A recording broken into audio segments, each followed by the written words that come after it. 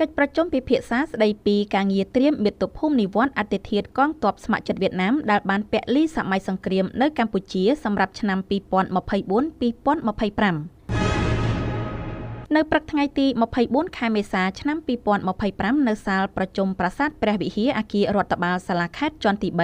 មានរៀបចំកិច្ចប្រជុំពិភាក្សាស្ដីពីការងារត្រៀមមាតុភូមិនិវត្តន៍អតិថិកងទ័ពស្ម័គ្រចិត្តវៀតណាមដែលបានពលីសម័យសង្គ្រាមនៅកម្ពុជាសម្រាប់ឆ្នាំ2024-2025រវាងគណៈកម្មការស្រាវជ្រាវរុករកគាស់លើកអតិថិកខេត្តយ៉ាឡៃដឹកនាំដោយលោកជំទាវ ខៀនធីថាញ់លិចអនុប្រធានគណៈកម្មាធិការប្រជាជនខេត្តយ៉ាឡៃនិងជាប្រធានគណៈកម្មការជំនាញខេត្តយ៉ាឡៃជាប្រធានប្រតិភូជាមួយគណៈកម្មការស្រាវជ្រាវរុករកគាស់លើកអតិថិកខេត្តព្រះវិហារដឹកនាំដោយលោកចុងកំហៀនអភិបាលរងខេត្តព្រះវិហារនិងជាប្រធានគណៈកម្មការជំនាញខេត្តព្រះវិហារជាប្រធានប្រតិភូព្រមទាំងមានការអញ្ជើញចូលរួមពីសំណាក់លោកស្រីជាគណៈប្រតិភូទាំងពីរខេត្តជាច្រើនរូបទៀតកិច្ចប្រជុំនេះប្រព្រឹត្តទៅក្នុងគោលបំណងដើម្បីដាក់ចេញនូវផែនការអនុវត្តខ្លឹមសារដែលបានពិគ្រោះយោបល់តាមខ្លឹមសារកំណត់ហេតុកិច្ចប្រជុំរវាងគណៈកម្មការជំនាញខេត្តព្រះវិហារនៃព្រះរាជាណាចក្រកម្ពុជាជាមួយគណៈកម្មការជំនាញខេត្តយ៉ាឡៃនៃសាធារណរដ្ឋសង្គមនិយមវៀតណាមនាថ្ងៃទី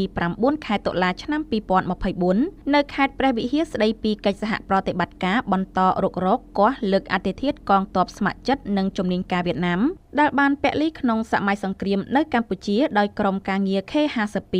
រុករកគាស់លើកក្នុងរដូវប្រាំងឆ្នាំ2024-2025លើសពីនេះទៅទៀតកិច្ចប្រជុំនេះដើម្បីសហការអនុវត្តតាមខ្លឹមសារដែលបានចុះហត្ថលេខាគោរពច្បាប់របស់ប្រទេសទាំងពីរច្បាប់អន្តរជាតិថែរក្សាទំនាក់ទំនងសាមគ្គីមិត្តភាពប្រទេសទាំងពីរប្រជាជនទាំងពីរព្រមទាំងធានាការពារសុវត្ថិភាពដល់មនុស្សនិងសម្ភារៈមធ្យោបាយជាមួយគ្នានេះដែរកិច្ចប្រជុំក៏បានតម្រូវឲ្យគណៈកម្មការជំនាញរុករកអតិថិកខេត្តព្រះវិហារនៃព្រះរាជាណាចក្រកម្ពុជានិមន្តព្រះសង្ឃយាយជីតាជីដើម្បីរៀបចំពិធីបង្សុកូលដោយមានការចូលរួមពីសមាជិកគណៈកម្មការជំនាញរុករកអតិថិកខេត្តទាំងពីរហើយពិធីនេះនឹងប្រព្រឹត្តទៅតាមទីកន្លែងនិងពេលវេលាដែលកិច្ចប្រជុំបានអនុម័តនិងគ្រោងទុកគឺម៉ោង